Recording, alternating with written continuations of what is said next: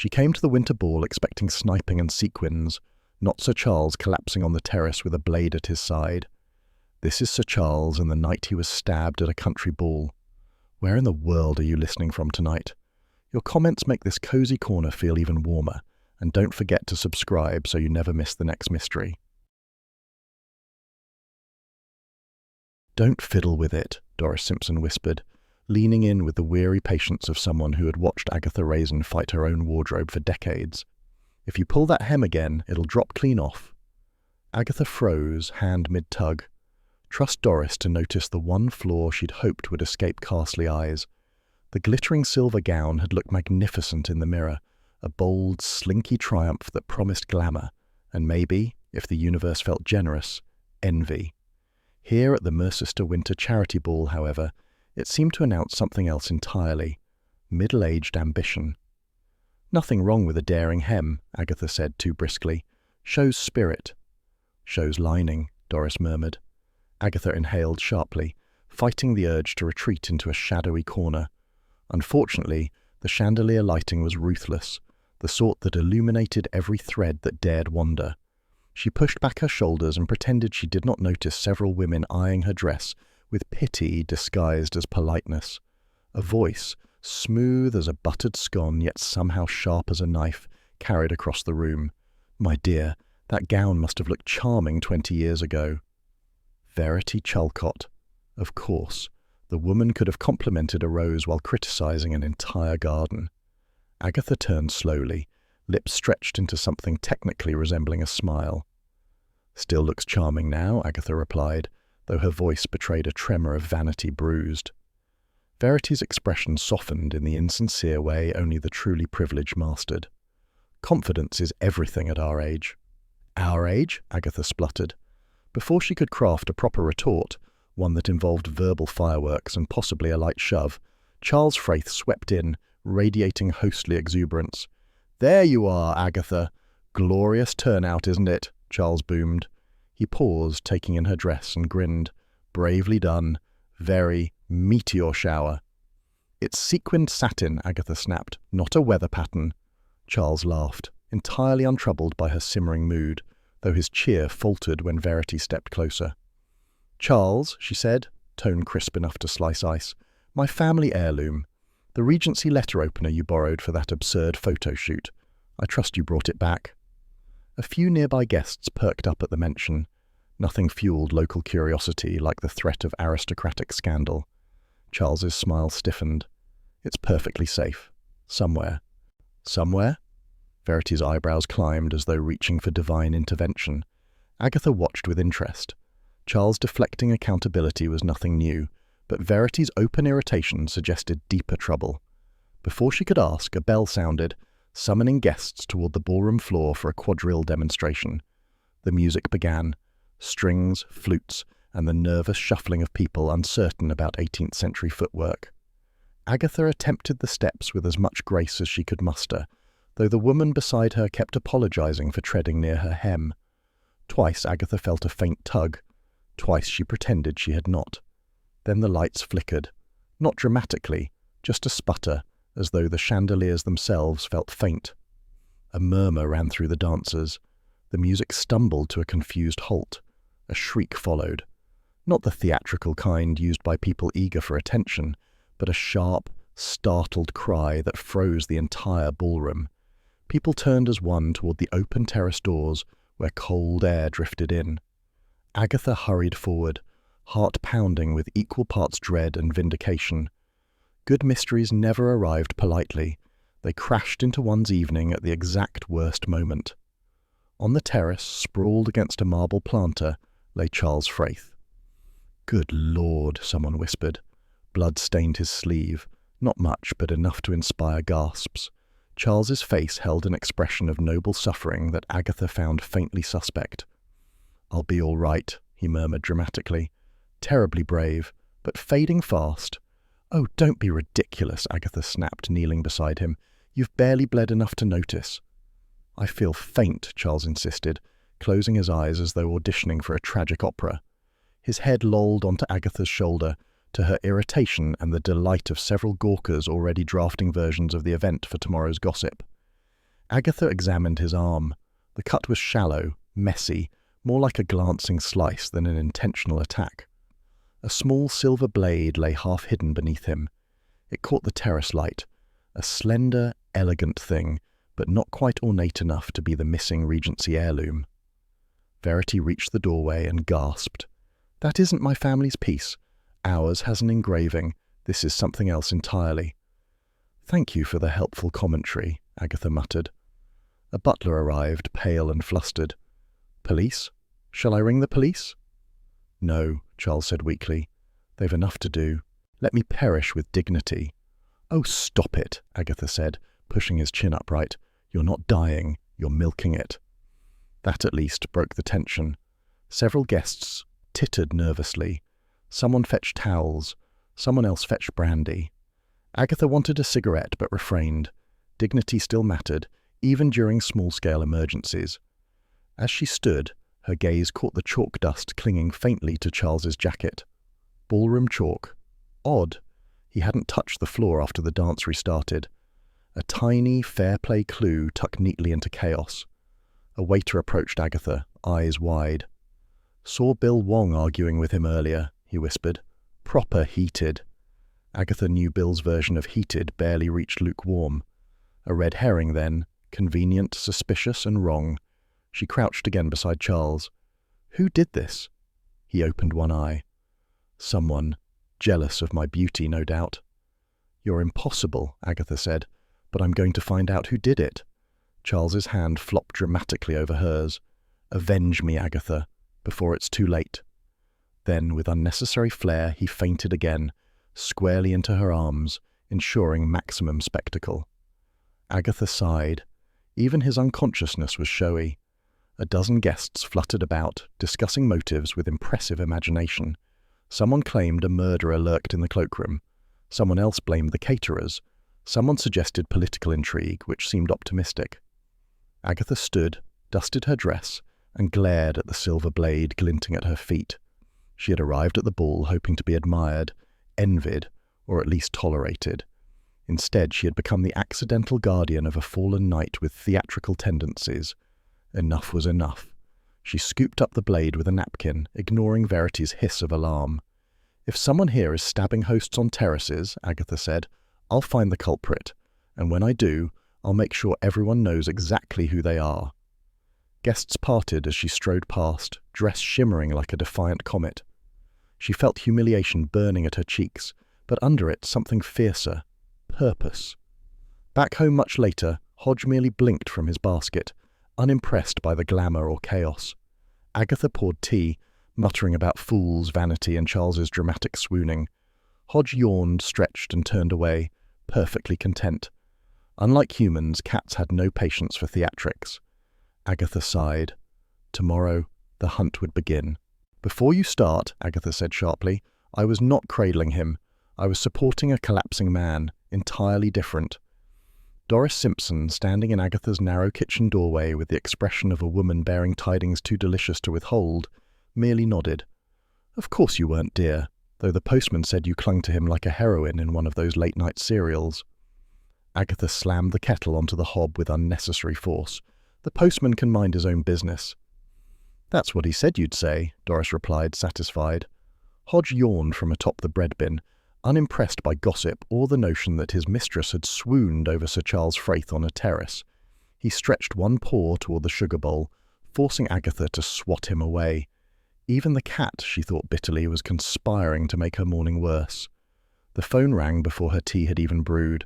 Agatha snatched it up. "If this is someone asking whether Charles proposed to me while bleeding to death—" "It's Bill," came the steady reply. "And no, he didn't." Agatha straightened, relieved to hear a voice capable of rational thought. "Are you calling to check on Charles, or to check on me?" "Both. Mostly you," Bill said. "I heard you were involved." "I was involved in preventing hysteria," Agatha said, "not in creating romantic tableaus." A small sigh. "Agatha, please don't involve yourself further in the investigation. Charles is fine. Police are handling the matter." She bristled. "I'm perfectly capable of helping." "That's what worries me." Agatha hung up with a sniff, poured her tea, and tried to pretend the conversation had not pricked her pride. She'd barely taken 2 sips when the telephone rang again. This time she heard exaggerated breathing before a familiar drawl emerged.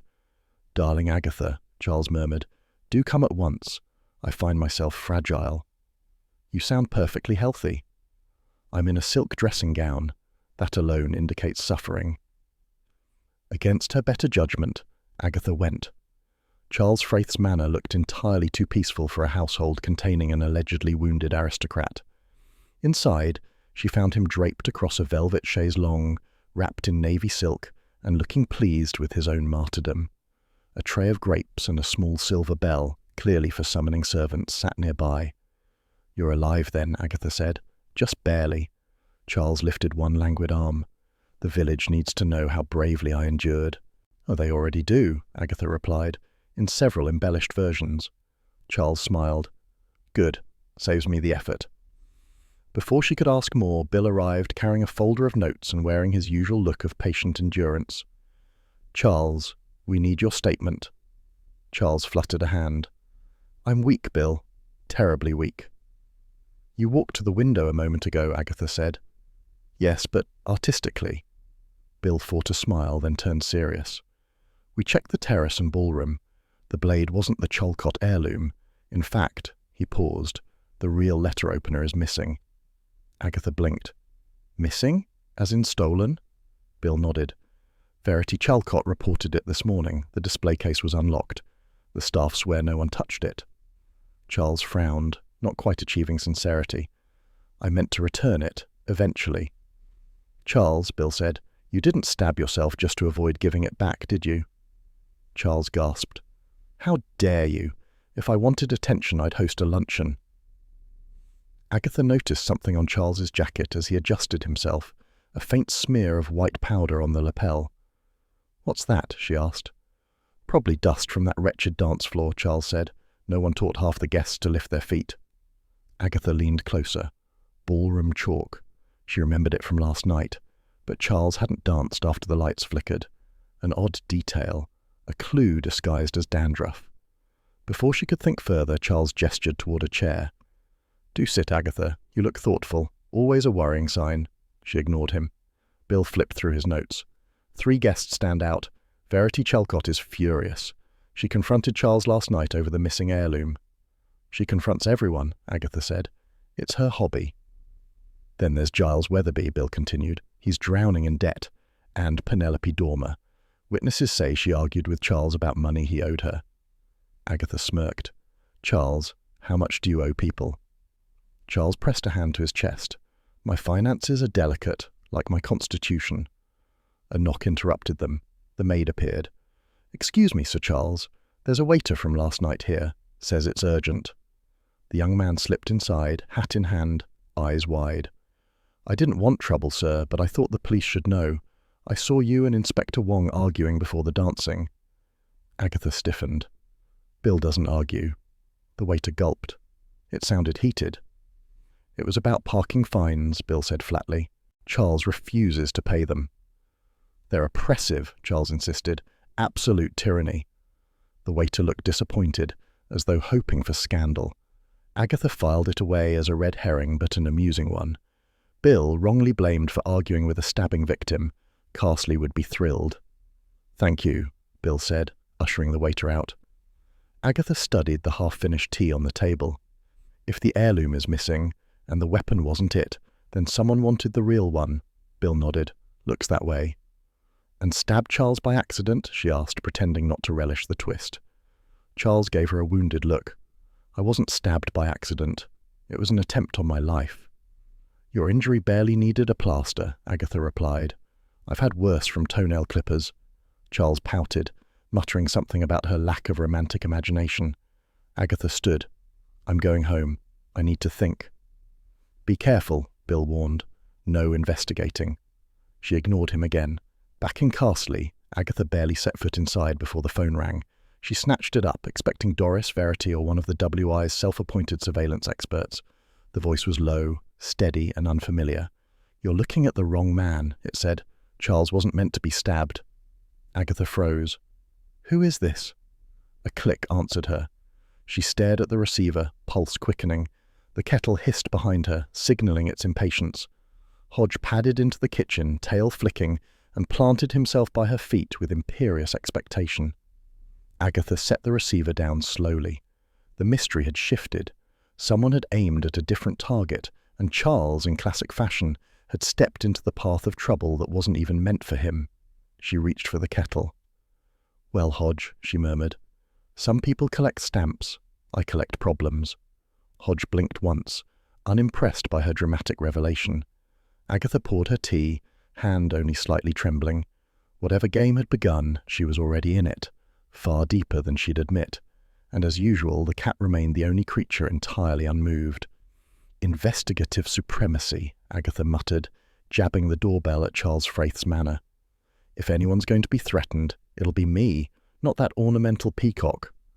The maid opened the door with the fatigued look of someone who had fetched far too many trays for a patient who wasn't remotely ill. "Sir Charles is resting," she said. "Of course he is," Agatha replied, sweeping past her. Charles lay sprawled along a chaise longue, draped in an embroidered throw, and milking the atmosphere of noble suffering. "Agatha," he breathed, as though on his deathbed, "I'm so glad you've come." "You're alive, aren't you?" she said. "Don't start swooning. I've no patience today." Charles sighed theatrically. "My bravery goes unappreciated." Agatha ignored that. "Someone rang my house, told me you weren't the intended target." Charles perked up. "How flattering. A mistaken attack suggests I'm irresistible even to assassins." Agatha glared. "This isn't romantic intrigue, Charles. Think carefully. What do you remember?" He pressed fingers to his temple. A blur, a shock, a swoon, then a woman's perfume. Yes, a mysterious scent drifting behind me on the terrace. Agatha folded her arms. "Perfume? Is this another of your dramatic embellishments?" Charles looked wounded. "Agatha, I'm injured, not delusional." She decided not to argue. He would only enjoy it. A thought struck her. "I'm going to check the gardens. Someone was out there last night." "You'll freeze," Charles said, "and you'll worry about your hair." "My hair worries about me," she replied, striding out. The gardens behind the manor were scattered with fairy lights left from the ball. Some had dimmed overnight, leaving the hedge maze dotted with faint glimmers like a cheap celestial map. Agatha marched in, heels crunching along the path. Halfway through the maze, a shadow flicked across her vision, a quick movement, someone slipping behind a hedge. Agatha darted forward, fueled by indignation and the conviction she looked far more athletic than she felt. "Stop!" she snapped. The figure froze, turned and squinted at her. A small, neat woman with cropped hair, round spectacles and gloves smudged with something pale. Not the sort one expected skulking in hedges. "Oh," the woman gasped, "you startled me." "That's the idea," Agatha said. "Who are you, and why are you lurking in Charles's shrubbery?" The woman flushed. "I wasn't lurking. I was following a cat." Agatha raised an eyebrow. "Following a cat? Through a hedge maze? At midday?" "Yes," the woman insisted. "A ginger one. There are no ginger cats here." "Well," she said weakly, "perhaps it was brown." Agatha had met more convincing liars in W.I. bake sales. "Name?" "Clara Trent. I'm cataloguing Sir Charles's antiques. I got lost." Agatha's eyes dropped to the gloves. A faint metallic sheen. She reached out and tapped one finger. "What's that?" Clara withdrew her hands.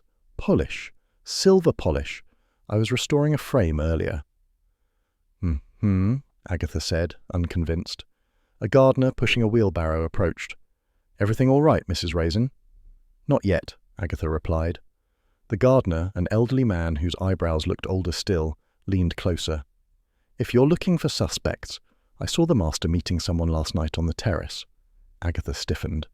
"A woman?" "That's right," he said, delighted to contribute. Moved like she knew him well. Very secretive. Clara paled. Agatha's pulse quickened. "Describe her." Before he could answer, Charles's voice drifted from a nearby window. "Nonsense, I was adjusting my bow tie in the glass. Honestly, man, I could see myself clearly." The gardener sniffed. "Could have fooled me." Agatha stared. Charles's secret lover was Charles's reflection. Typical. She turned back to Clara. "So, you were just lost." "Yes," Clara said quickly. "I didn't see anything dangerous." Agatha narrowed her eyes. No mysterious scent, no lurking figures, no ginger cat. Clara shook her head, then hesitated. Well, I did smell something. Sweet. Floral. Could have been perfume. Agatha's irritation sharpened. She disliked competing narratives, especially ones involving perfume. Right, come with me. Charles brightened when Agatha dragged Clara inside. Ah, my heroine returns. Hodge, who had accompanied Agatha by slipping into her coat unnoticed, leapt from her arms onto the end of Charles's sofa. The cat took one look at Charles's bandaged arm and hissed, a sound of pure disdain. Charles clutched his dressing gown. Your beast hates me. He has excellent judgment, Agatha said. Clara stepped forward nervously. Sir Charles, your antiques ledger. Later, Charles interrupted. Agatha, any findings? I found a woman sneaking in the garden, Agatha said. She claims she was following a cat. And were you? Charles asked. Clara fiddled with her gloves. I'm sorry, I panicked. It looked suspicious, me being out there. I didn't want to be blamed. People avoid blame, Charles mused, when they're guilty. Agatha shot him a look. Don't start. The phone rang. Charles reached for it, but Agatha snatched it first, assuming, correctly, that he'd turn any conversation into melodrama. Agatha Raisin speaking. Darling, cried Roy Silver, please tell me the rumor's true, and Charles was stabbed dramatically. Is it good PR? No, Agatha snapped, and never use stabbed and PR in the same sentence. Roy sighed theatrically. You never let me have fun. Agatha slammed the phone down. Charles tutted. He worries. He gossips, Agatha corrected. She turned to Clara. Show me your gloves again. Clara reluctantly lifted her hands. Silver polish smears gleamed faintly. Agatha felt a prickle at the back of her neck. The heirloom involved silver. The missing letter opener involved silver. Clara's gloves were covered in silver polish, yet Clara's anxious, meek demeanour seemed almost too perfect. Why were you out here early? Agatha asked. I thought I misplaced a catalogue sheet, Clara said. I retraced my steps. Agatha didn't buy it for a second. Bill arrived then, poking his head inside. Agatha, stop interrogating people. I'm not interrogating, Agatha said. I'm observing. That's worse, Bill muttered. Agatha bristled, though Bill's steady expression softened the sting. Charles, he said, no updates yet, but don't embellish anything, please. Why do people assume I embellish? Charles asked. Agatha raised an eyebrow. Your life is one long embellishment. They argued lightly, and Clara used that moment to slip away. Agatha noticed too late and cursed under her breath. Agatha stopped by the vicarage before heading home. Mrs. Bloxby welcomed her inside with gentle warmth and tea already steaming. You look troubled, Mrs. Bloxby said. Charles claims a woman's perfume was nearby, Agatha said. Now Clara says the same, and a gardener claims Charles met a secret lover who turned out to be his own reflection. Mrs. Bloxby smiled. Charles does have striking cheekbones. Agatha huffed. I'm serious. Mrs. Bloxby folded her hands. Perfume is a vague clue, and memory is unreliable, especially when someone enjoys a dramatic story. It's possible the perfume detail was added, by accident or intention. Agatha frowned. You mean planted? Mrs. Bloxby's eyes twinkled. I mean handled gently. Agatha left with that cryptic wisdom swirling in her thoughts. At home, Hodge padded ahead of her, tail flicking. She filled his bowl, watched him settle, and stood listening to the quiet hum of her kitchen. Perfume, silver polish, a fleeing woman, a fabricated lover, and Charles's endless theatrics. Agatha exhaled. I need stronger tea. The kettle sighed in agreement, and Hodge stretched, unimpressed as ever. If that woman speaks to me like I'm a shoplifter again, Agatha muttered, I'll be perfectly polite, Doris Simpson finished, handing her a scarf. Remember, you're a guest. I'm an investigator, Agatha corrected. Guests don't interrogate suspects. Doris gave her a look. You interrogate neighbours. With that discouraging truth, Agatha marched to her car, determined to confront Verity Chalcott on her own icy turf. If the Calcotts thought they could glare her into submission, they were in for an education. The Calcott estate was the sort of place that insisted upon its own importance. Manicured lawns stretched so precisely, one suspected rulers and spirit levels were involved. The drive curved toward a grand brick facade, where even the gargoyles seemed judgmental. The butler opened the door with frosty politeness. "Mrs. Raisin?" "Yes," Agatha snapped, irritated he'd paused before her name as though searching for the least impressive option. "I'm here to see Miss Chalcott." He ushered her into a drawing room large enough to host a medium-sized orchestra. Pale blue walls, gilt frames, fragile-looking chairs, nothing designed for comfort. Old money rarely was. Verity Chalcott appeared moments later, wrapped in a tailored suit that somehow managed to look disdainful. "Mrs. Raisin," she said, "I assume you're here to return the heirloom Sir Charles stole." "He didn't steal it," Agatha replied, though she knew Charles had certainly misplaced it. "I'm investigating the stabbing." "Stabbing?" Verity sniffed. "A superficial scratch. Charles has always been dramatic." "That's rich coming from you," Agatha muttered. Verity ignored the jab. "My family's letter opener is still missing. I confronted Charles privately last night, told him I'd inform the police if he didn't return it immediately." Agatha's eyebrows lifted. "You threatened him?" "A gentle threat," Verity said, "the sort that encourages action." "That gives you motive, you know." Verity's lips tightened. "Don't be absurd. If I wanted to stab Charles, I would aim for something effective." Agatha couldn't help liking her a little for that. Just then, a man hovered in the doorway, thin, pale, with nervous movements and a bandaged hand he subtly tried to hide. Verity stiffened. "My brother, Oswald," she said reluctantly. Oswald gave a jerky bow. "Pleasure, Mrs. Raisin." Agatha's gaze fell to the bandage. "What happened to you?" "Boot polishing accident," Oswald said quickly. "Terribly sharp brush. Vicious things." "Boot brushes aren't sharp." "They can be," Oswald insisted, sweating, "if one is inexperienced." Verity sighed. "Do sit, Oswald. You're alarming the visitor." Agatha approached the fireplace, taking in a silver-trimmed boot tray by the hearth. Something glinted in the corner, a tiny sliver of metal. She knelt, pretending to adjust her shoe, and caught it between two fingers. It was thin, sharp, unmistakably silver. A clue. Someone had handled the heirloom recently enough to leave residue behind, and someone had cut themselves doing it. Oswald watched her too closely. Agatha filed the revelation away behind a bland smile. "Lovely room." "Thank you," Verity said, though she looked suspicious of the compliment. "Now, unless you have news," Oswald abruptly blurted. "Charles made advances toward Verity, you know." Agatha blinked. "Charles? Advances? Toward her?" Verity groaned. "For heaven's sake, Oswald." "He did," Oswald insisted. "I saw him leaning close, whispering." "That was Charles asking about the location of the lady's cloakroom," Verity snapped. "He is charming, decorative, and entirely unserious." The insult pleased Agatha more than she expected. Still, Oswald's eagerness to deflect attention felt useful. Agatha wandered toward a tall vase perched precariously on a pedestal. She pretended interest, then leaned slightly. Too slightly. The vase wobbled dangerously. Verity gasped. "Careful!" Agatha steadied it with satisfaction. "Strong breeze," she said, though no breeze existed indoors. This mild chaos gave her a better view of Oswald's posture, guilty as a schoolboy hiding stolen sweets.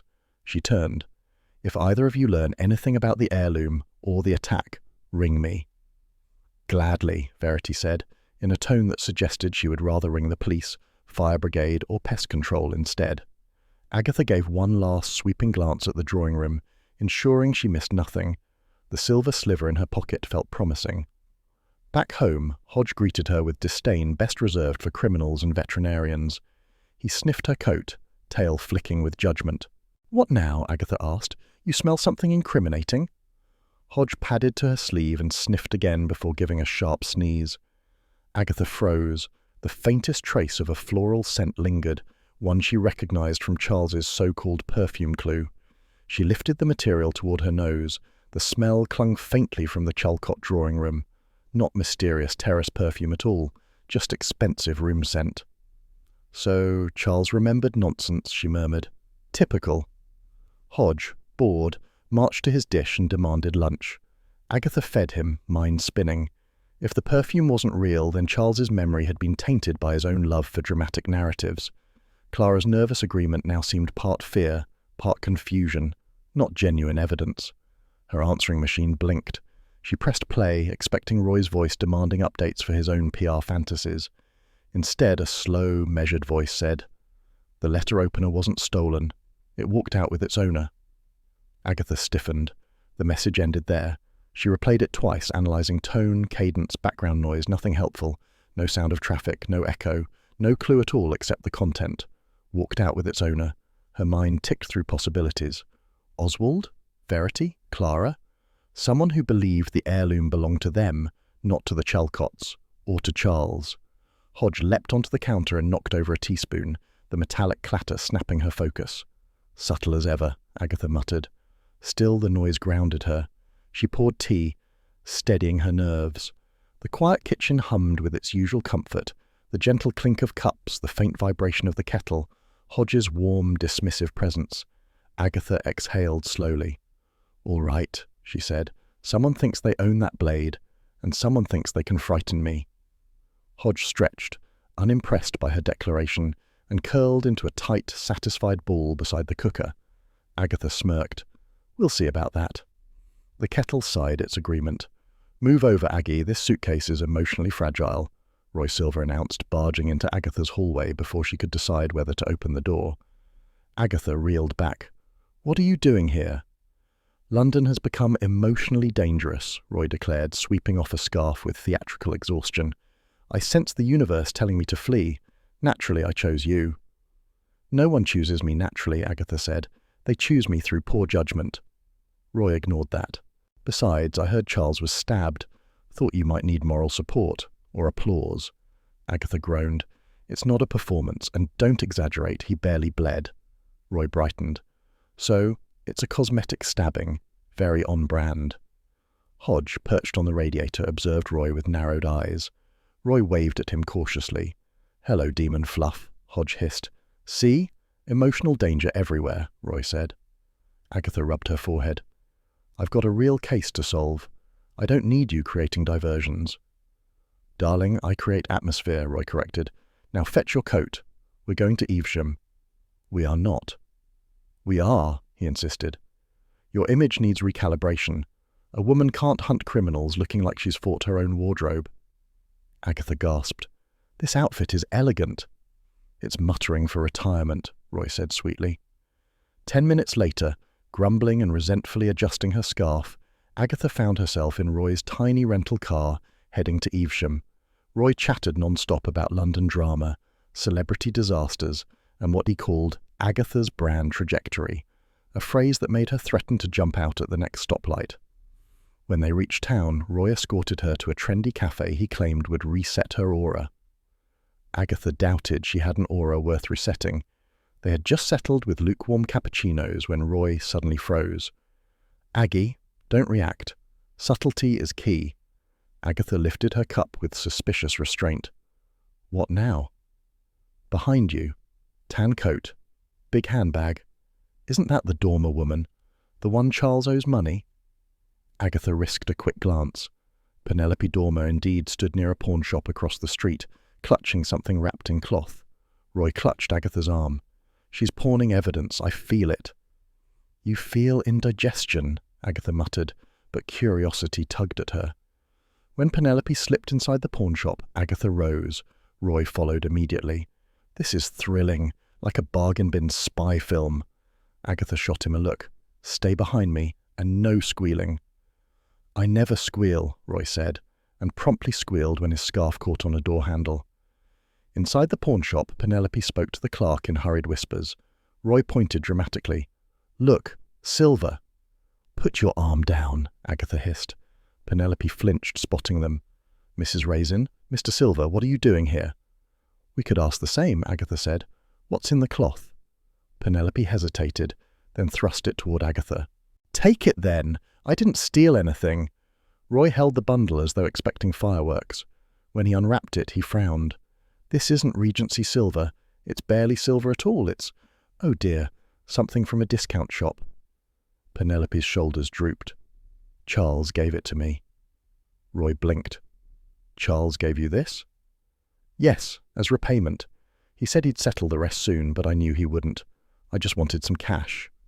Agatha exhaled, simultaneously annoyed and unsurprised. Charles paying debts with novelty trinkets fit his character far too well. "So he owed you money," Agatha said, "and you argued with him at the ball." "Of course I argued," Penelope snapped. "He's impossible. Thought I had a crush on him. I only wanted him to pay his bill at the gallery." Agatha nearly laughed.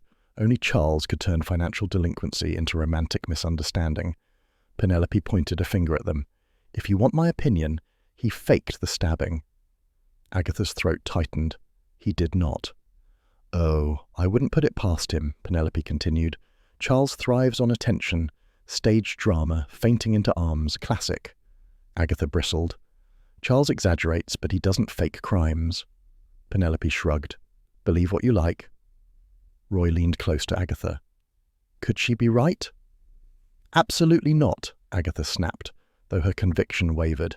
She tried to picture Charles planning a stabbing for flair. It seemed possible, which angered her further. Penelope sighed. "If he faked it, he owes me for emotional distress." Agatha ignored that. "Did you hear anything suspicious at the ball?" Penelope thought. "Only that some collector was asking about old silver. Charles mentioned it before he ran off." "A collector?" Agatha repeated. "What kind?" "He didn't say," Penelope replied, "but he looked worried." Roy perked up. "A silver-obsessed villain. Delicious." Agatha shot him a warning glare. "We're not describing suspects like menu specials." Still, the detail mattered. Someone had been hunting Regency silver. Someone knowledgeable, and Charles had known. They left the pawn shop with the useless replica in Roy's hands. He brandished it like proof of conspiracy. "This will be vital to your case." "It's worth £2, Agatha said, "and probably rusts." "Symbolism is priceless," Roy replied. They crossed the market square where Roy insisted on pausing to critique window displays. Agatha tolerated him until he forcibly dragged her toward a stall selling scarves because your aesthetic is crying out for reinvention. During this ordeal, Penelope appeared again, bolting across the square, clutching her bag with wild urgency. "There she goes," Roy shouted. "Roy, don't," Agatha began. Too late. Roy sprinted after her with the enthusiasm of a man auditioning for a low-budget thriller. Agatha chased him, swearing under her breath. The trio zigzagged through stalls, knocking over a box of pears, alarming a choir group, and startling a dog that howled in protest. "Stop," Roy cried. "Police business." "You are not the police," Agatha shouted. Penelope tripped over a crate of onions and dropped her handbag, spilling lipstick, receipts, and a crushed sandwich. She groaned. All right, I wasn't running from you." Roy leaned over, breathless. "It looked like it." "I saw my ex-husband," Penelope snapped. "I'd rather face wolves." Agatha helped her to her feet. "We're done chasing you, but one more question. This collector, did he speak to you?" "No," Penelope said, "but he asked the bartender about Charles's antiques. Something about Regency silver being back in circulation. That's all I know." Roy clapped his hands. "A clue," Agatha frowned. "Or more confusion." They parted ways, Penelope limping off, Roy recounting the chase as though it had lasted 3 hours instead of 30 seconds. "Darling, today we bonded," Roy declared. "We nearly got arrested," Agatha muttered. "Details." By late afternoon, they returned to Carsley. Roy sprawled dramatically across Agatha's sofa, stealing her cushion and demanding tea. Agatha brewed a pot while Hodge observed Roy with the calm judgment of a magistrate. Roy flipped through a magazine. "We should hire a stylist for Charles. His suffering look needs refinement." Agatha ignored him. The phone rang. "Bill." She grabbed it immediately. "Bill, please tell me you have real news." "I do," Bill said. "You'd better come. The Chalcott heirloom has been found." Agatha straightened. "Found? Where?" "At the W.I. Hall," Bill said, wrapped in a tea towel. Agatha blinked. "The W.I. Hall?" "That's what I said," Roy gasped. "Hidden in a place of domestic sanctity. Scandalous." Agatha hung up, heart pounding. The heirloom, abandoned at the W.I. Hall. Why there? Who brought it? And why hide it at all? She stood in her quiet kitchen, trying to puzzle it out. The kettle burbled gently, steam brushing the air. Hodge leapt onto the counter, nudging her elbow, reminding her to stay grounded. Agatha scratched his head softly. "Someone's playing a game, Hodge, and I intend to win." Hodge blinked once, dismissing both villainy and victory as irrelevant. The kettle clicked off, sealing the moment. Someone had better explain why a priceless heirloom is lounging on our piano like a guest at a garden party, Agatha said, marching into the WI hall with the brisk indignation of a woman who had run out of patience and was now borrowing tomorrow's supply. The hall stood in its usual state of cheerful disarray. Chairs half-stacked, hymn books abandoned, and a lingering scent of lemon polish meant to disguise the faint smell of resentment that always accompanied committee events. On the upright piano, wrapped in a floral tea towel, lay the Chalcott heirloom, glinting with the smugness of an object pleased with the chaos it had caused. Mrs. Blocksby hovered nearby, flustered but determined to stay calm. "Agatha, dear, Bill is on his way, and the choir found it when they arrived for practice. No one touched it." "They all touched it," Agatha said, emotionally, if not physically. A group of WI members were already gathered in a tight knot, buzzing with accusation. The moment Agatha stepped closer, 3 voices burst out. "I saw that Trent woman lurking outside earlier." "Well, I saw Giles Weatherby begging for donations last night." "And I saw Agatha herself with something silver." Agatha spun. "That was a pastry scraper from Lakeland, and you know it, Mavis." Mavis sniffed. "Looked incriminating. You dashed out of the shop like a woman fleeing justice." "I dashed out because they announced a 2-for-1 offer on mixing bowls," Agatha snapped. The debate dissolved into murmurs of doubt, and Mrs. Blocksby stepped forward with her unique brand of gentle diplomacy. "Let's try not to accuse our friends without reason."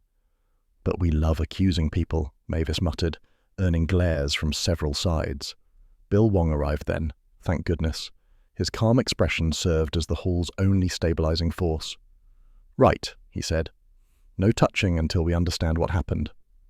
Agatha watched him carefully lift the tea towel without disturbing the placement. Something caught her eye immediately, a faint dusting of chalk across the fabric. Ballroom chalk, the same chalk she had spotted on Charles's jacket after the stabbing. Too faint to be coincidence. She stepped closer. "Bill, look at that." Bill examined the residue. "From the ball?" "Exactly. Someone handled this after the stabbing, someone who touched Charles's jacket too." Mavis gasped with the enthusiasm of a woman thrilled to be horrified. "You mean the stabber came to our WI hall? Oh, the scandal. Should we cancel the bake sale?" "We should cancel Mavis," said another member. Bill shot them all a weary look. "Let's not get carried away." Agatha folded her arms. "Someone staged this. They brought the heirloom here deliberately, not by accident." Mrs. Blocksby nodded. "But why hide it here?" "To confuse us," Agatha said, "or to make someone else look guilty." The hall door burst open dramatically, as though pushed by a gust of upper-class displeasure. Verity Chalcott swept in, demanding attention without needing to say a word. "Where," she announced, "is my family's property?" Agatha gestured toward the piano. "There, unharmed, though your timing is suspicious." Verity ignored her and pounced on the tea towel. Bill quickly intervened. "Don't touch it." "How dare you?" Verity snapped. "Charles stole this, and now he hides it here, hoping to ruin my reputation." Agatha barked a laugh. "The only thing Charles hides are bills." Verity turned icy eyes on her.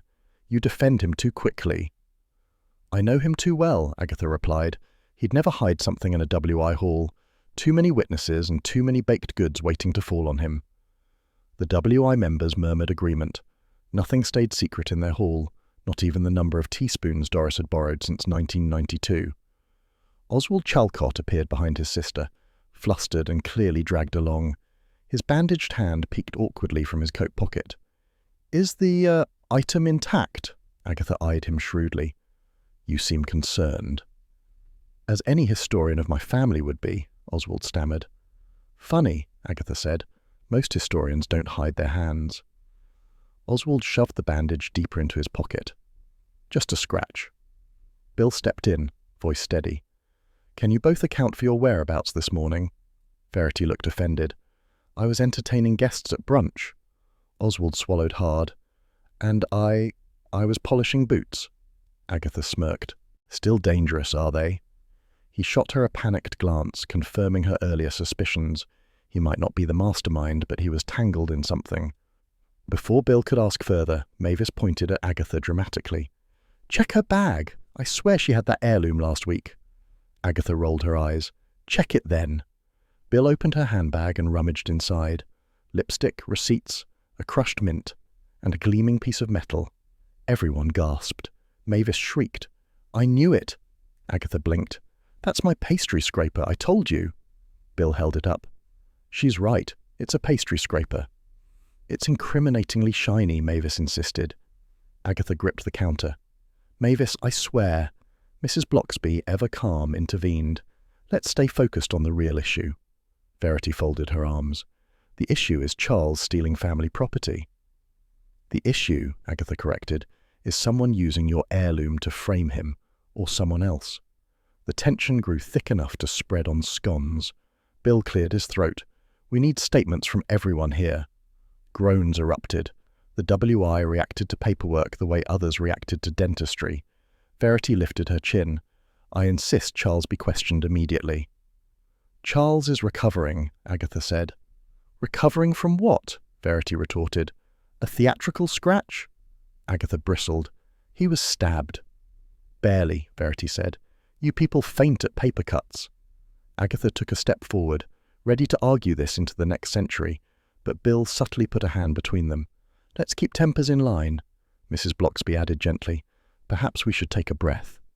No, Agatha said. What we should do is find who moved the heirloom. Bill nodded. Agatha's right. Someone brought it here last night or early this morning. We need to track that. Mavis whispered loudly. Bet it was Clara. She lurks. Another member said, What about Giles? He's desperate for money. Agatha sighed. Everyone in this village is desperate for something. It doesn't make them criminals. Verity sniffed. Speak for yourselves. A heated chorus rose again. Accusations flew with the precision of badly thrown darts. Clara lurking near windows, Giles skulking outside with donation envelopes, Penelope stomping through the square looking guilty, Oswald carried suspiciously large bags, and Mavis insisting she heard suspicious clinking near the piano earlier, which turned out to be her own bracelet. Bill finally raised his voice. Enough! The hall fell silent. We will sort this out properly, he said. Agatha, stay out of trouble. Agatha shrugged. If trouble stays out of my way, I'll return the favour. Verity glared at her. Stay away from my family. I'll stay away when they stop behaving suspiciously. Mrs. Blocksby clapped her hands lightly. Tea, anyone? It was the universal WI ceasefire. People drifted to the refreshment table, muttering but calmer. Bill and Verity moved aside to discuss formal procedure. Oswald attempted to sneak toward the exit, but tripped over a folded music stand, drawing unwanted attention. Agatha stayed by the piano, staring at the heirloom. The ballroom chalk dust confirmed her theory. The same hands had handled Charles and the blade. Someone had staged the stabbing to look accidental. But who and why? Her thoughts spun as she left the hall, stepping outside into the cold hush of Castley's early evening. The village looked deceptively peaceful, its honeystone houses glowing softly as windows lit one by one. Agatha walked home quickly, irritation sharpening her steps. The WI hall had given her nothing but noise, yet the chalk dust and Oswald's nervousness whispered that she was closing in. When she reached her cottage, something felt wrong. Her garden gate stood slightly open. Agatha froze, pulse tightening. She never left it open. Hodge couldn't open it. And Roy certainly hadn't wandered into her garden. He avoided nature on principle. She pushed the gate gently. It creaked in a way she didn't like. Pinned to the wood by a small nail was a folded note. Agatha pulled it free, unfolding it with steady hands and a heart that was not steady at all. The message was printed, neat and cold.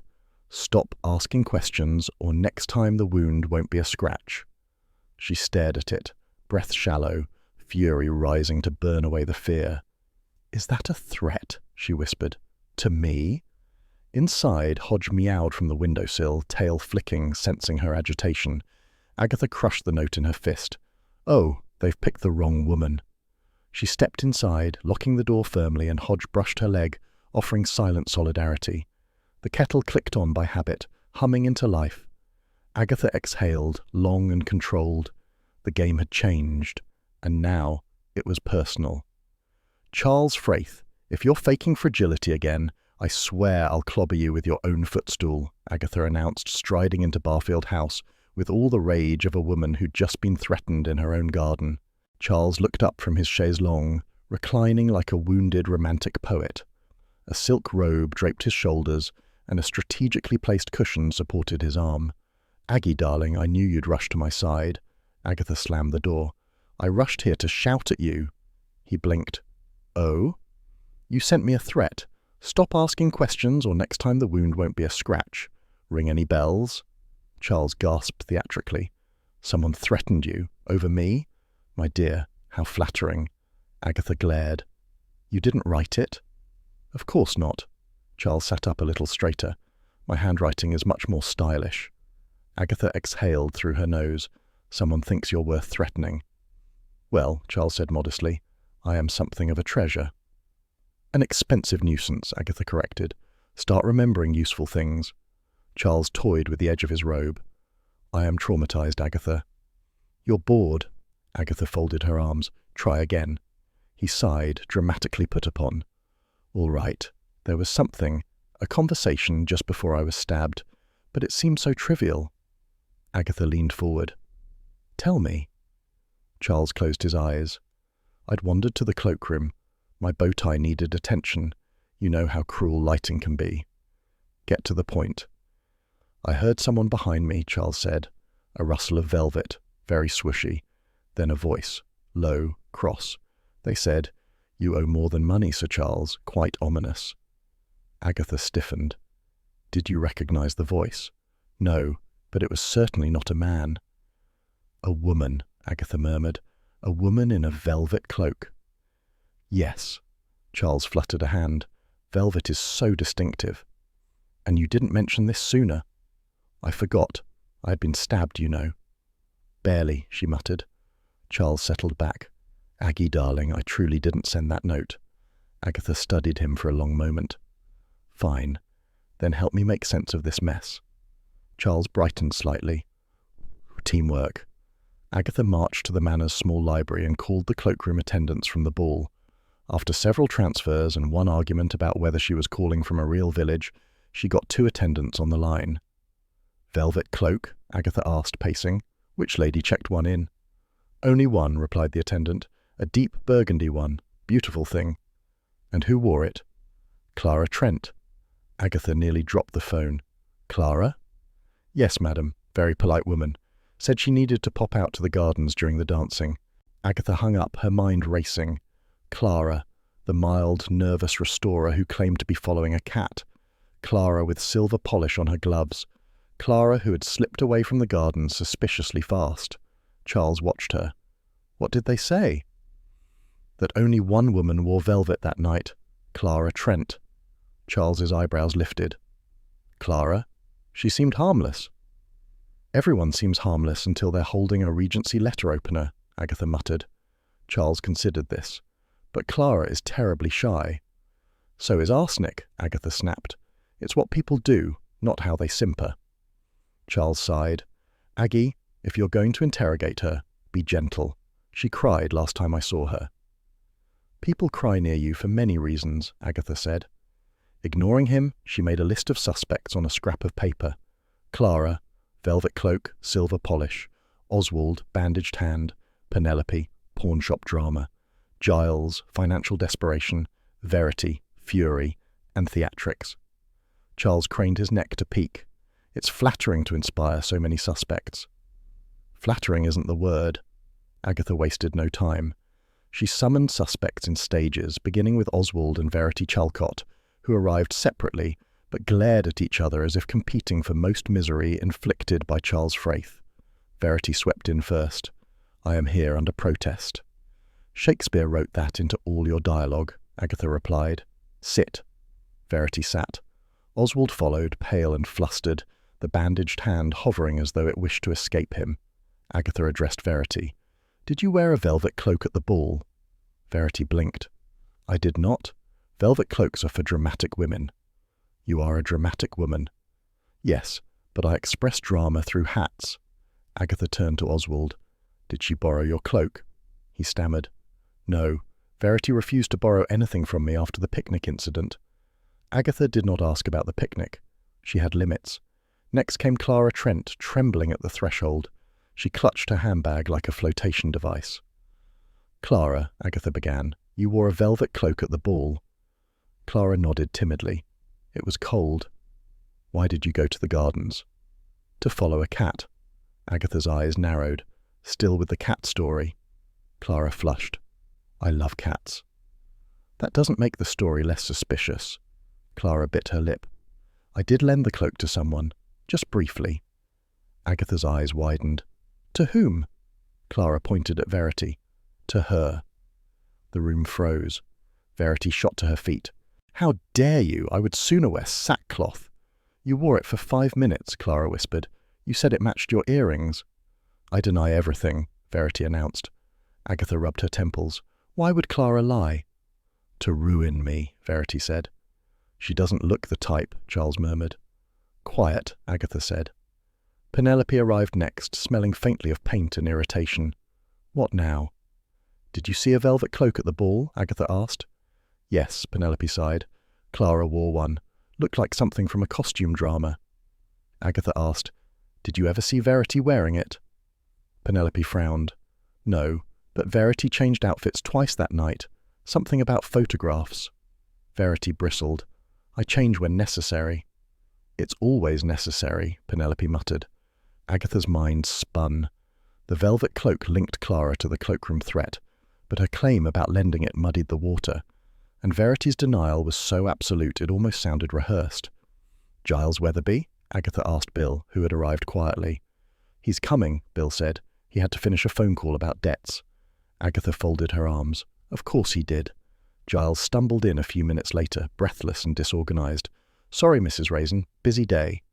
"Do you own a velvet cloak?" Agatha asked bluntly. Giles blinked. "What? No. Do I look like a cloak man?" "No," Giles said. "You look like a man who misplaces socks." Giles nodded earnestly. "Often." Agatha resisted the urge to groan. She dismissed everyone with the promise of further conversations, which terrified Oswald, annoyed Verity, confused Giles, and left Clara near tears. When they were gone, Agatha sank into a chair. Charles sat opposite her, examining his nails. "Well," he said, "you've rattled them." "I didn't rattle Clara," Agatha murmured. "She's hiding something, but I don't think she meant harm." "She wore velvet," Charles said helpfully. "So did Verity, if Clara's telling the truth." Charles frowned. "Verity never borrows anything." "She would if she wanted to go unnoticed," Agatha replied. Charles perked up. "Oh, am I helping?" "Barely," Agatha said. Bill lingered near the door. "Agatha, the note on your gate is serious. You shouldn't be alone tonight." Agatha waved him off. "I'll be fine." Bill frowned. "Call me if anything seems off." "When doesn't it?" After Bill left, Charles placed a hand on hers, surprisingly sincere. "Aggie, be careful. You blunder into these things with too much heart." Agatha snatched her hand back. "I blunder with purpose." Charles smiled. "That's what worries me." Agatha stood. "Someone tried to stab you, but they aimed badly." "I resent that." "No, they weren't trying to stab you." Charles blinked. "Who else was there?" "Not who," Agatha said, pacing. "What?" Charles frowned. "What I was holding." "Yes." Agatha felt the pieces sliding into place. "The attacker lunged at you when you were holding something." Charles looked confused. "But I wasn't." Agatha snapped her fingers. "The letter opener wasn't stolen. It walked out with its owner." Charles's eyes widened. "And I brought it back into circulation accidentally." "Yes," Agatha said slowly. "And someone wanted it badly enough to stab you to get it." She headed for the door, determination burning. "Charles, I know why you were attacked." "Do tell." "Not now. I need to check something." She stormed out, leaving Charles calling after her. "Aggie, don't be reckless without me." When she arrived home, Hodge waited on the windowsill, tail twitching in mild disapproval. She stroked his head gently. "We're close, Hodge," she murmured. "I can feel it." Hodge stretched, unimpressed. The kettle sighed warmly in the background, the cottage settling around her. Tomorrow, Agatha promised herself, she would confront the truth, and the truth, at last, was within reach. "Charles," Agatha said sharply, "stop lounging and help me think." She paced his drawing room with all the coiled agitation of a woman who'd cracked the case halfway and now needed the rest to fall into line. Charles reclined on his sofa with exaggerated exhaustion, draping his uninjured arm across his forehead. "Darling, thinking requires calm. You're vibrating like an electric toothbrush." Agatha ignored him, circling the coffee table. "The attacker wasn't trying to stab you. They were trying to stab what you were holding." Charles blinked. "But what was I holding? A glass of champagne?" "No, the heirloom. You were showing it off. You admitted it. You said something about its glorious Regency craftsmanship." Charles winced. "That does sound like me." "You waved it around," Agatha continued, "and someone tried to seize it. You moved, they missed, you yelped dramatically. Again, very you, and they fled." Charles straightened. "So I'm not the target. The heirloom is." "Yes," Agatha said, "you were collateral vanity." Charles smiled. "I quite like that phrase." Agatha planted her hands on her hips. "Focus. The heirloom disappeared from the display case earlier that evening. Someone handled it. Someone polished it. Someone panicked." Charles considered this. "Someone wanted it terribly."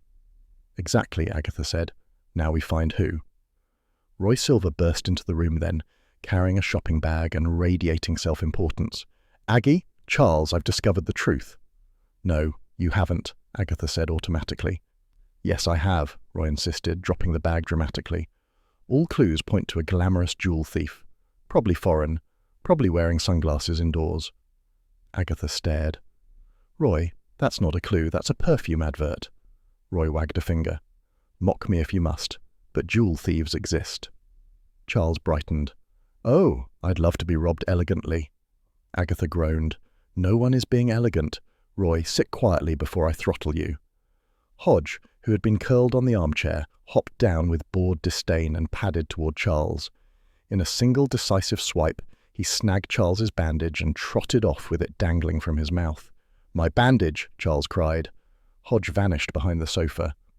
Agatha muttered, "At least someone's being useful." Roy looked horrified. "Do you allow him to steal medical supplies?" "Hodge takes what he wants," Agatha said. "He's neutral in this investigation." Charles sighed. "He hates me."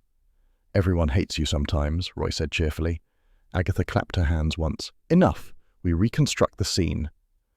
Roy perched on the armrest, ready to contribute nonsense. Charles rose with a faint groan and attempted a theatrical reenactment, complete with limp and wounded expression. "I stood near the terrace door," he began. "The light caught the silver beautifully. I commented on its historical charm." "You boasted," Agatha corrected. "Fine, I boasted," Charles conceded. Then someone behind me said something menacing. "You owe more than money, Sir Charles," Agatha recited. "Velvet cloak, low voice, position near the cloakroom." Roy snapped his fingers. "Velvet, glamour." "No," Agatha said. Charles continued. "I turned, raised the heirloom, and then—" "You invited danger," Roy suggested. "I defended myself," Charles insisted. "Or tried to." Agatha rubbed her temples. "The chalk dust on your jacket. Same on the tea towel around the heirloom. That chalk comes from the ballroom dancers. Someone moved between the ballroom and cloakroom quickly." Roy nodded sagely. "A thief in motion." Agatha ignored him. "Clara had silver polish on her gloves. Oswald had a suspicious hand injury. Giles has debts. Penelope needed money. Verity hates everyone. Every one of them had motive to lie." Charles frowned. "But which motive connects to the heirloom?" Agatha began pacing again. "Someone pried it open. That sliver of metal in the boot tray at the Chalcott's house proves the casing was tampered with. Oswald's bandaged hand suggests he attempted it." Charles tilted his head. "Or he's simply uncoordinated." "Possible," Agatha admitted. "But Clara handled the heirloom too. She catalogued the antiques. She might know its value." Roy gasped. "Antique value? A classic motive?" Agatha stopped pacing. "But the heirloom wasn't sold. It was hidden in the W.I. Hall. Why?" "Because thieves panic," Roy said. "Or because someone planned to pick it up later," Agatha countered. "The hall is neutral ground. Easy to enter. No one notices movement during choir rehearsals." Charles scratched his chin. "The perfect drop-off point." "Until something went wrong," Agatha finished. "Someone abandoned the plan." Roy clapped. "A foiled jewel heist." Agatha glared. "Roy, If you say jewel heist again, I'll glue your mouth shut. Bill arrived then, stepping through the doorway with his usual calm. Agatha, I've confirmed something. Giles Weatherby wasn't anywhere near the W.I. Hall. He was at a charity dinner in Moreton-in-Marsh. Agatha nodded. Good. Strike him off. And Penelope's financial troubles, Bill continued, had nothing to do with Silver. She was behind on rent. Her ex-husband confirmed she didn't pawn anything earlier. Agatha crossed out Penelope's name too. Excellent. That leaves Clara, Oswald and Verity. Roy frowned.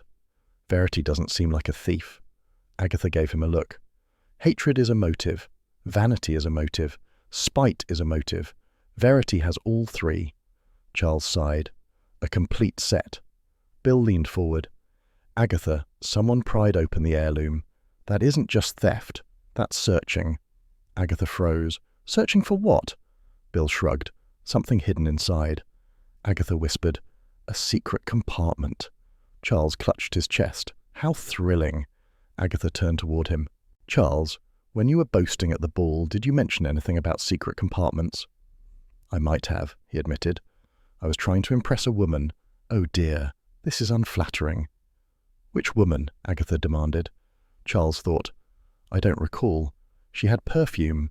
Sweet, very floral. Roy perked up. The glamorous thief. No, Agatha and Bill said together. Agatha resumed pacing. If someone heard Charles mention a secret compartment, they might have followed him. The cloak rustle, the threatening voice, the lunge for the silver. So Clara, Roy said. She had the velvet cloak. Unless Verity borrowed it, Agatha murmured. But Verity denies that. Verity denies oxygen, Charles commented. Agatha nodded. Precisely why we can't trust her. Bill added. We can question Clara again. We will, Agatha said firmly, but let's prepare. She returned to Castley later that afternoon, Roy tagging along like a hyperactive consultant. At her cottage, Agatha spread notes across the kitchen table. Roy hovered with unsolicited commentary. Clara is too timid, Roy insisted. Timid women don't commit jewel heists. It wasn't a jewel heist, Agatha snapped. It was a targeted theft. Hodge leapt onto the table, sniffing at the papers. Roy flinched. Keep him away from my scarf. Hodge fears nothing, Agatha said, least of all scarves. The cat settled beside her notebook, tail neatly curled. Agatha resumed analysing. Chalk dust, silver polish, bandaged hand, velvet cloak, cloakroom voice, failed snatch attempt, W.I. Hall drop-off, secret compartment. Everything pointed to someone who knew the heirloom intimately, someone who handled antiques, someone who knew its value, someone quiet enough to lurk unnoticed. Agatha whispered, Clara fits every detail. Roy shook his head. But she's a mouse.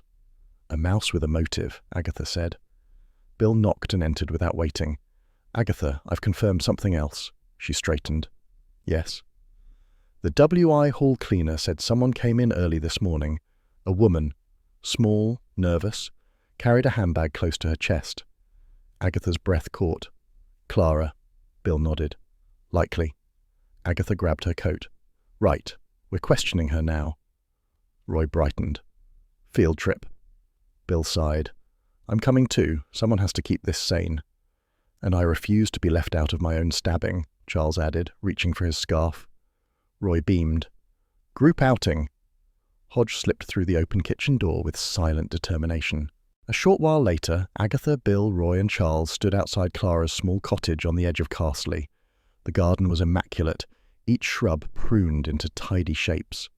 Typical, Agatha thought grimly. People who tidy gardens often hide messy lives. She knocked sharply. Clara, it's Agatha Raisin. A faint voice replied. Just a moment. Agatha waited. Footsteps. A clatter. Something fell. A drawer slammed. Then Clara opened the door wearing a strained smile. Mrs. Raisin, how can I help? I have questions, Agatha said, about the heirloom. Clara's smile trembled. I've told you everything. No, Agatha said softly. You told me what you wanted me to hear.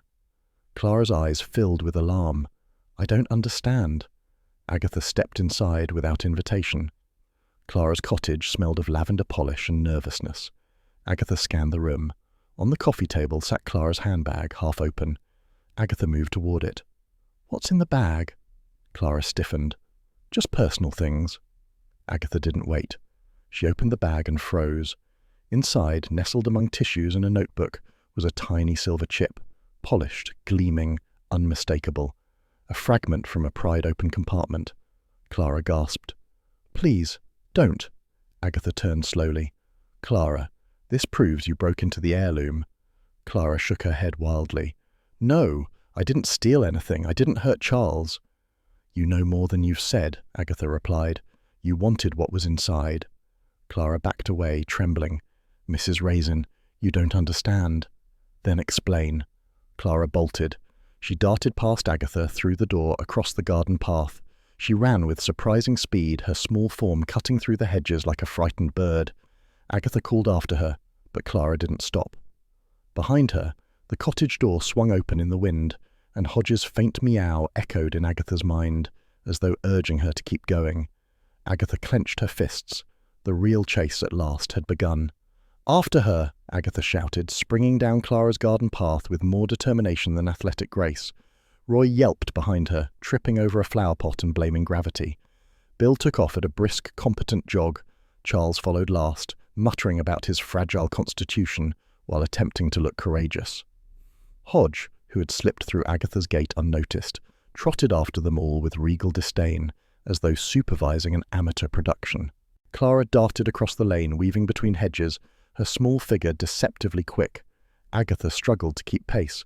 "Stop running! I only want answers." "That's what murderers say," Clara cried, not slowing at all. "I'm not a murderer," Agatha snapped. "I don't have the stamina." Bill caught up to Agatha. "She's heading toward the footpath behind the vicarage." "Of course she is," Agatha said. "Why use a pavement when you can ruin your shoes?" Behind them, Roy clutched his chest. "Aggie, wait. My lungs aren't designed for countryside air. It's too honest." Charles staggered dramatically onto the vicarage path. "I feel faint. I may collapse. Don't step on me if I do." "No one ever steps on you, Charles," Agatha said. "You're too slippery." Clara skidded around a corner, vanishing between two hedge gaps leading to Mrs. Bloxby's back garden.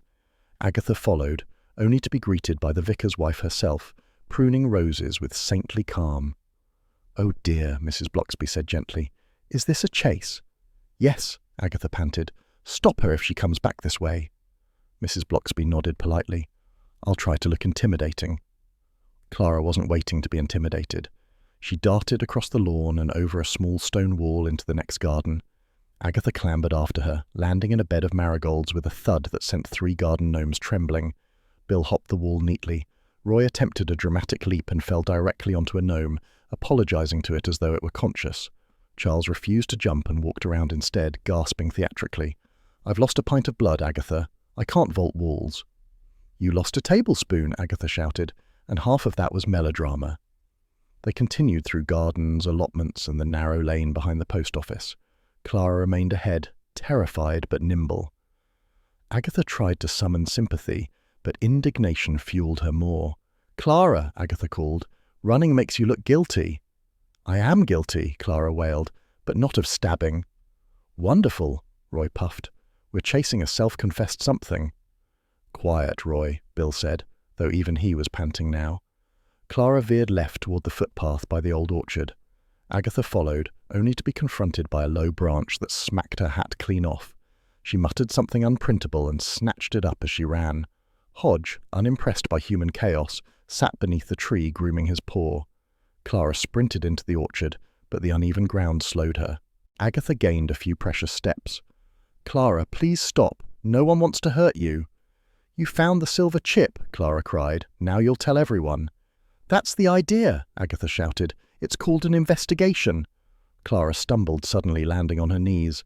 Agatha skidded to a halt beside her. Bill arrived seconds later. Roy collapsed onto a fallen branch. Charles leaned dramatically against an apple tree as though posing for a tragedy poster. Agatha knelt beside Clara. "Why run? I wasn't going to attack you." "I panicked," Clara whispered. "Everything has gone wrong." Bill crouched down too. "Clara, we only need the truth." Clara covered her face. "I never meant harm, I swear." Agatha softened slightly. "Then start talking." Clara lowered her hands, trembling. "The Calcott heirloom, the silver letter opener. It's a forgery. Agatha blinked. A what? A forgery, Clara repeated. The real one was swapped decades ago. I discovered it while cataloguing the Chalcott collection. The metal composition was wrong. The engraving techniques were inconsistent. It was a clever copy, but still a copy. That family, Agatha muttered. Always something dramatic. Bill frowned. Why didn't you report it immediately? I confronted Oswald first, Clara whispered. I thought he might know. He panicked, said I must have misread my tests. Then he begged me to stay quiet. He said Verity couldn't bear another scandal. Agatha narrowed her eyes. So Oswald knew. Yes, Clara said miserably. He admitted their great-uncle gambled terribly, sold the real letter opener, then commissioned a perfect copy to put in its place. Agatha let out a low whistle. And no one noticed? No one knowledgeable, Clara said, until me. So why the stabbing? Bill asked. Clara shuddered. Because Oswald thought Charles had taken the real heirloom. Agatha blinked. But Charles didn't have it. Oswald believed he did, Clara said, because Charles was boasting at the ball about a magnificent Regency original. Oswald misheard. Thought Charles had found or bought the real one. Thought Charles knew his secret. Oswald followed him to the terrace. He tried to grab what Charles was waving. When Charles moved, the blade grazed him. So Oswald attacked Charles, Agatha murmured, not to kill him, but to retrieve the heirloom he believed Charles had. Clara nodded miserably. Oswald isn't violent, just desperate. He stabbed Charles, Agatha said. With a glancing blow, Clara insisted. He panicked immediately and ran. Roy raised a hand. Excuse me, but how does the glamorous jewel thief fit into all this? There is no glamorous jewel thief, Agatha snapped. Clara continued. I tried to warn Charles. I went looking for him after seeing Oswald's panic. But by then he'd already been attacked, and everything spiraled. Bill asked gently, And the silver chip in your handbag? Clara flushed. I found it in Oswald's boot tray, from when he tried to pry open the casing. I didn't know what to do with it. I thought hiding it would stop things escalating. Because hiding evidence always helps, Roy muttered. Agatha sighed.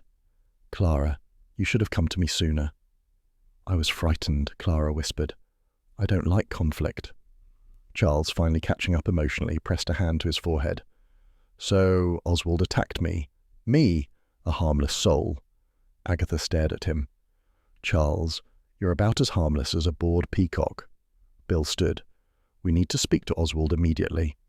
Clara grabbed his sleeve. Please, be gentle. He didn't mean real harm.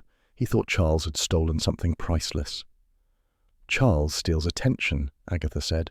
That's all. Roy perked up. Then we're off to the Chalcott estate. How thrilling.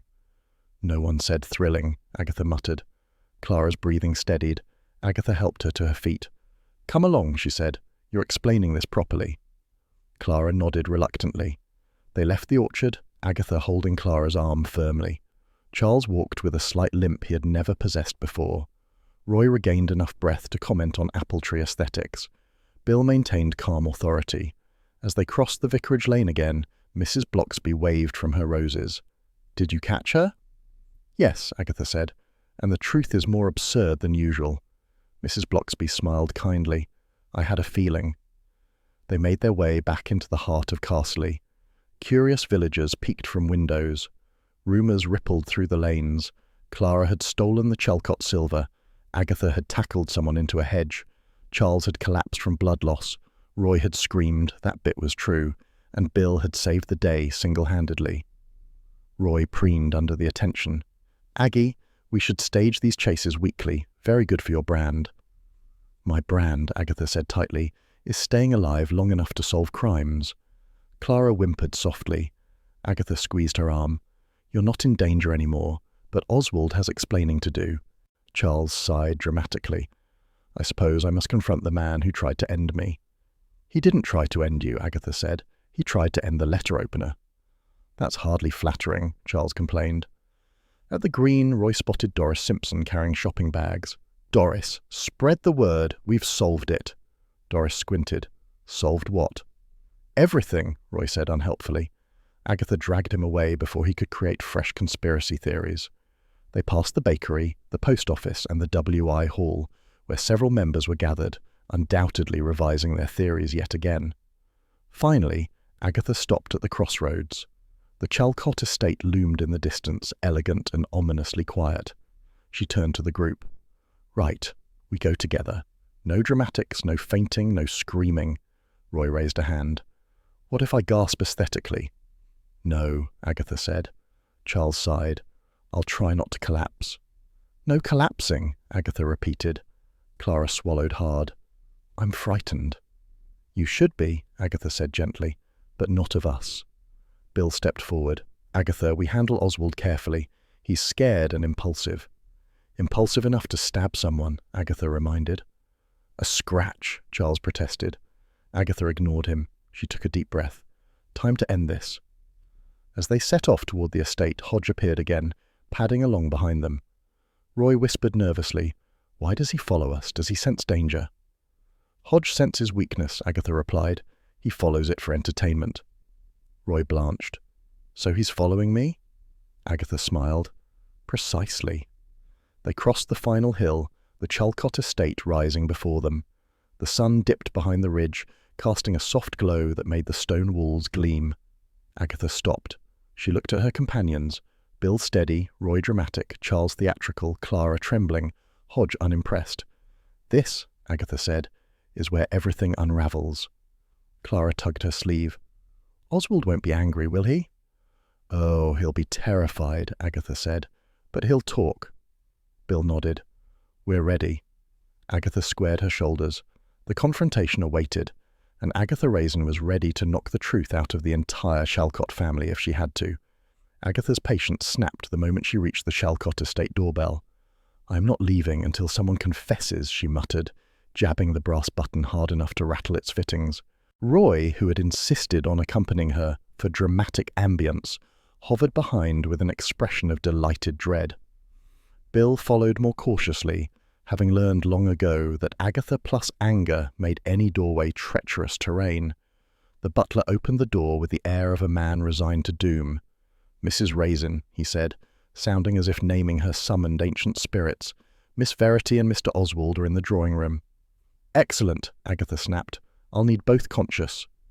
She swept inside before the butler could develop objections, coat swinging in a victorious arc. Hodge, carried under one arm because Agatha refused to leave him with Charles after the man had last claimed the cat liked his scent, gave an unimpressed chirp that echoed nicely off the marble.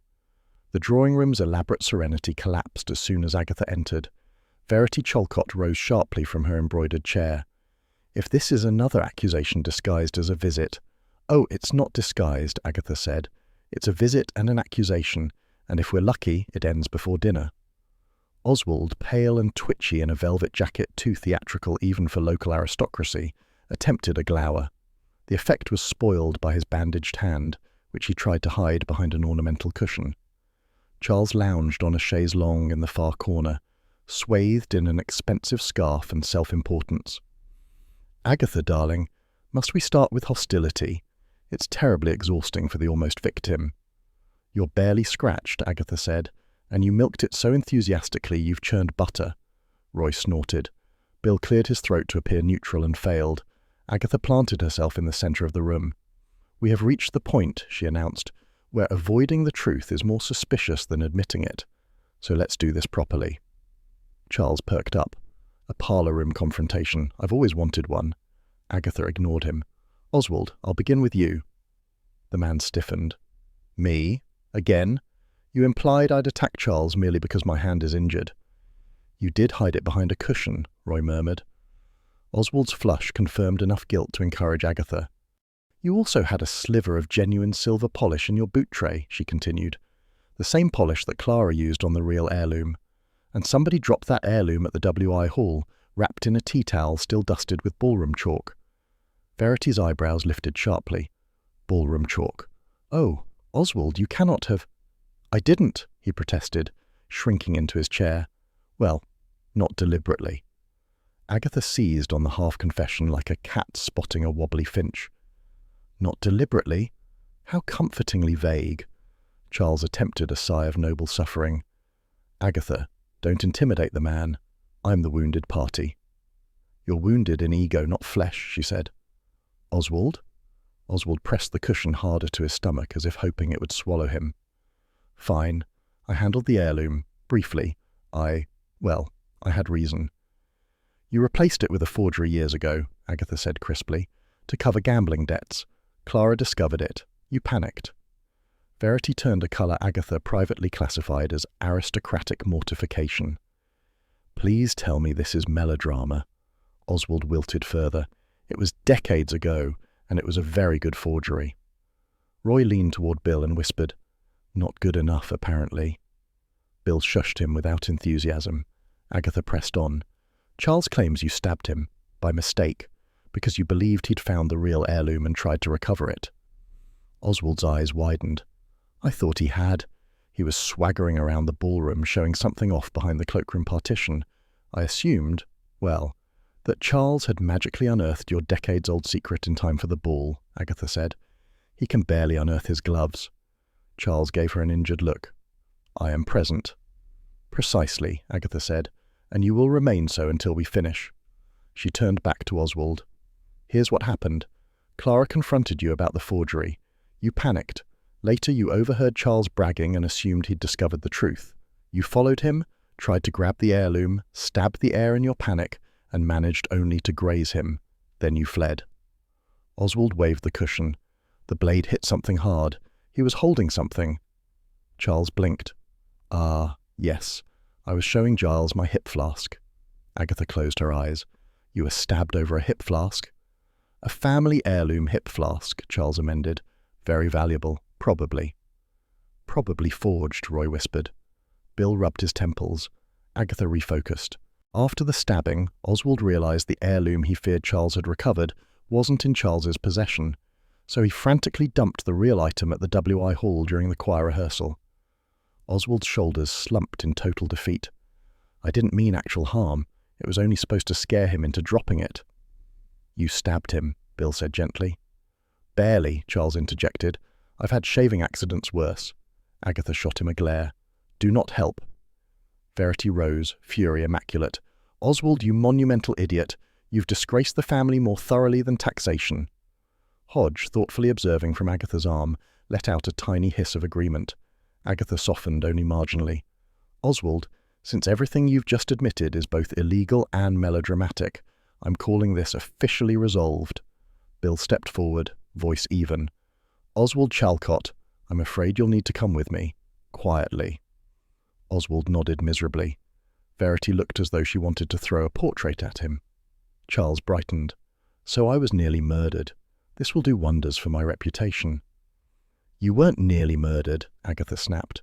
You were nearly inconvenienced. Charles reclined back into his cushions. Semantics. Agatha inhaled. The case was solved, mostly. Tied threads, confessions, foolish motives. But the tangled feeling in her chest wasn't triumph. It was something closer to fatigue or possibly the early dread of impending social obligation. Charles sat up suddenly. Agatha, since the danger is over, I think it's time we celebrated my survival. Just the two of us. Dinner, champagne, something involving my bravery. Her regret arrived early. Agatha folded her arms. Before we discuss champagne, I want clarity. You truly had no idea Oswald was involved. Charles adopted a look of cultivated innocence that would have fooled no one except perhaps a walnut. None, though now that you mention it, he did give me one particularly startled glance at the ball. I assumed it was because of my tuxedo. Tailoring can overwhelm people. It wasn't your tailoring, Roy said. It was your volume. Bill, ever tactful, redirected. We'll take Oswald in and sort the paperwork.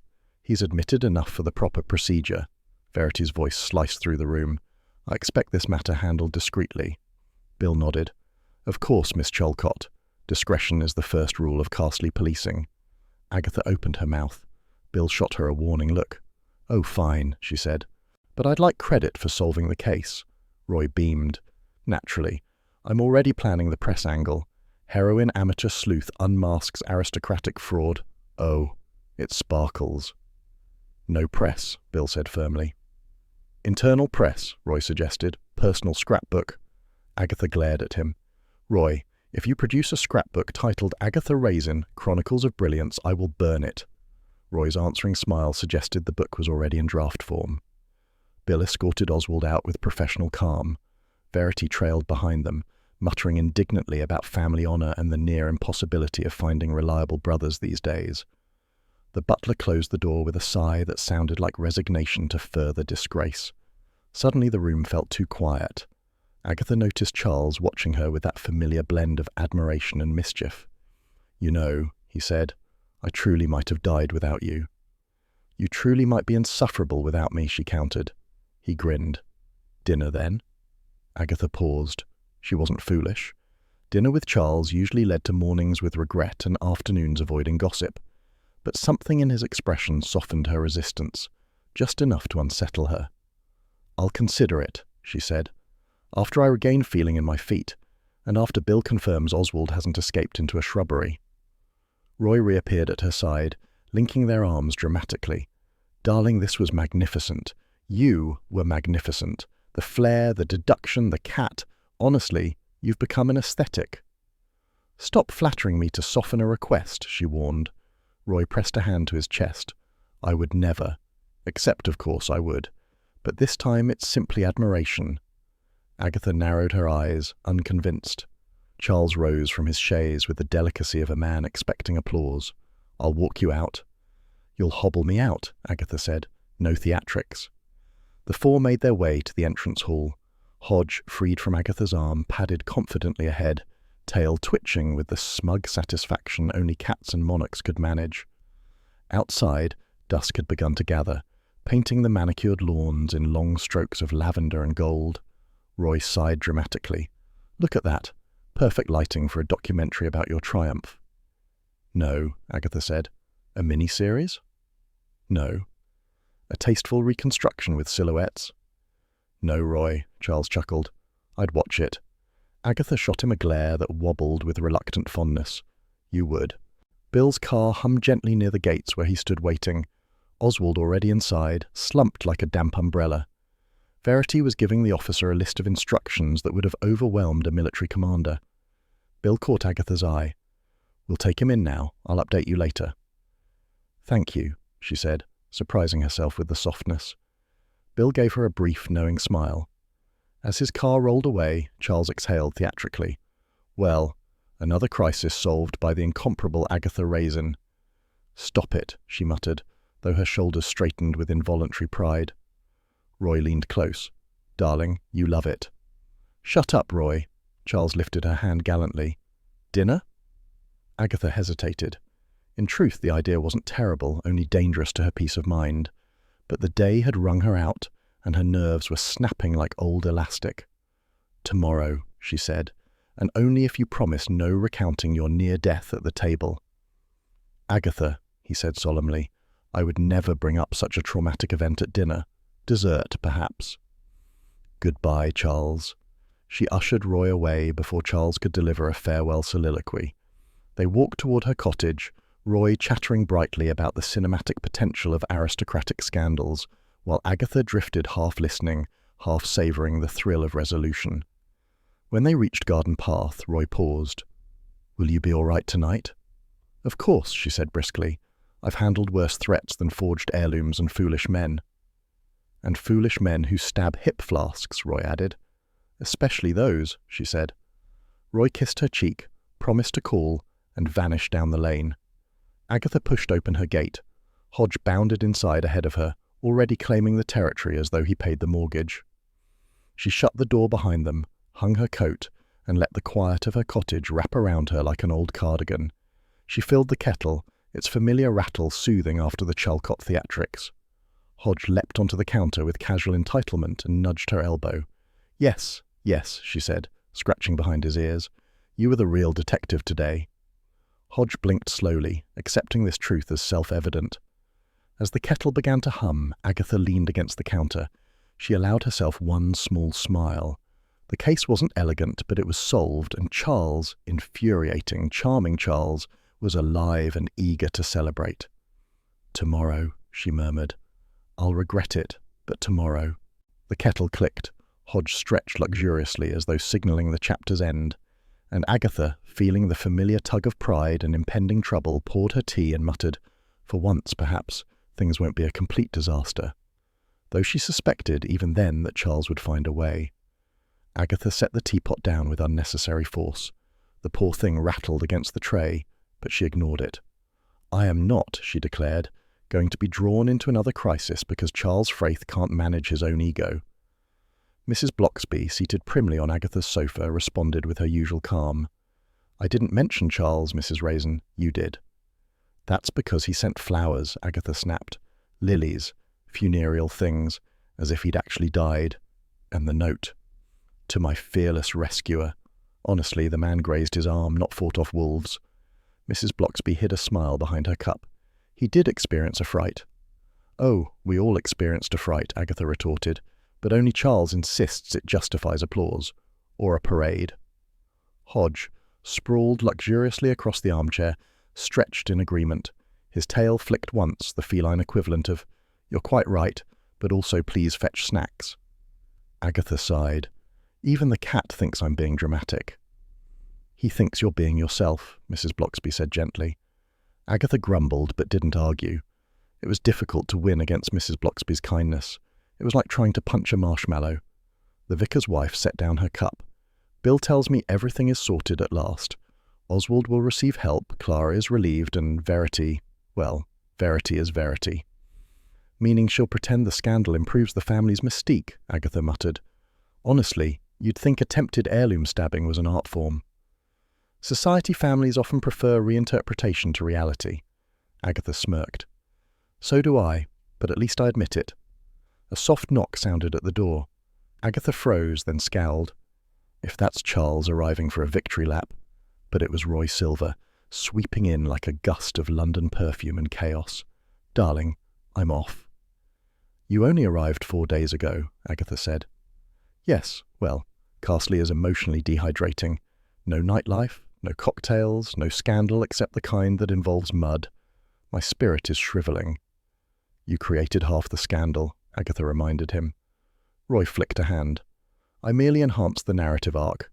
Anyway, London needs me, and so does my dry cleaner." He planted a kiss on Agatha's cheek, nodded warmly to Mrs. Bloxby, and vanished in a flurry of scarf and drama. Agatha stared after him. "Honestly, I attract chaos." Mrs. Bloxby gave a mild nod. "But you manage it beautifully." Agatha didn't know whether to glow or sulk, so she chose a middle ground, preening slightly while pretending not to. The phone rang. Agatha snatched it up. "If this is Charles asking whether I've named the case after him." Bill Wong laughed on the other end. "You're safe, it's only me." "Oh, good," Agatha flushed. "I mean, good you're not Charles." Bill's voice warmed. "I just wanted to say, well done, Agatha. You helped more than you realize. But be careful, you don't need danger following you." "Danger doesn't follow me," Agatha huffed. "It merely lurks nearby." Bill chuckled. "Take care. Have a quiet evening." Quiet. Agatha wasn't sure she remembered how. She hung up and turned to Mrs. Bloxby. "Everyone thinks I'm a magnet for trouble." Mrs. Bloxby's serene smile said everything. It also refused to deny it. Mrs. Bloxby rose, smoothing her skirt with the calm of someone who had never once chased a suspect through hedgerows. "You should take Bill's advice," she said. "Rest a little. Enjoy the peace." "Peace," Agatha muttered. "Yes, well, I suppose that's possible, in theory, like unicorns." Mrs. Bloxby gave her a fond look. "Try, Mrs. Raisin. Even peace can surprise you." With that, she collected her coat and made her way to the door. Agatha watched her go, feeling suddenly sentimental. Mrs. Bloxby had the soft-footed presence of someone who left a room calmer than she found it.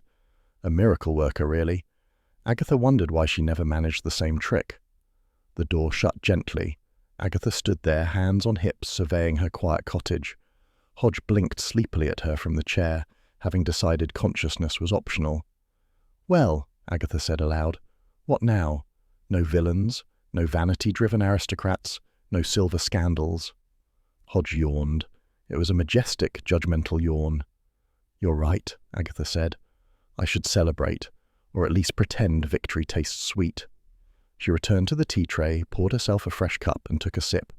It was pleasantly hot, mildly oversteeped, and exactly what she needed. A small glow spread through her chest. She hated admitting the village could comfort her, but occasionally it managed. The doorbell rang. "Oh, for—" Agatha marched to the door and yanked it open. Charles Fraith stood there, immaculate as always, holding a bouquet twice as large as necessary. "Agatha," he announced, "I am fully recovered, fit as a fiddle, entirely restored." "Wonderful," she said flatly. "Do go home then." Charles swept inside uninvited, placing the flowers on her table with theatrical reverence. "I came to thank you. Properly. You were magnificent, brave, dazzling." Hodge hissed from the chair. Agatha sympathized. Charles continued, "I thought perhaps we might celebrate my survival. A small dinner, or a large dinner, or a week-long festival." "No," he blinked. "No?" Agatha folded her arms. "Charles, you've spent days milking attention like a dairy cow with ambition. You're not getting more applause tonight." He looked wounded. "I nearly died." "You grazed your arm." "It could have been fatal." "In a children's cartoon, perhaps." Charles frowned, then brightened again. "Still, one must commemorate triumph over adversity." "You fainted on a terrace," Agatha said. "Twice. That was strategic collapsing." "Get out, Charles." But she said it without heat. He knew it. He gave her a roguish smile. "Another time, then." "Possibly," she admitted, annoyed by her own softness. He bowed lightly, retrieved his coat, and slipped out. The door clicked behind him. Agatha exhaled. Men. Hodge leapt gracefully onto her lap, kneading with smug approval. His warm weight grounded her more effectively than any advice or bouquet. She stroked his fur. "At least you appreciate me." He purred, vibrating like a small, self-satisfied engine. Dusk crept gently across the cottage, painting shadows on the walls. Agatha reached for a cigarette, lit it, and watched the thin ribbon of smoke curl upward. She let herself smile, wry, tired, quietly triumphant. "Life is peaceful," she murmured, "for now."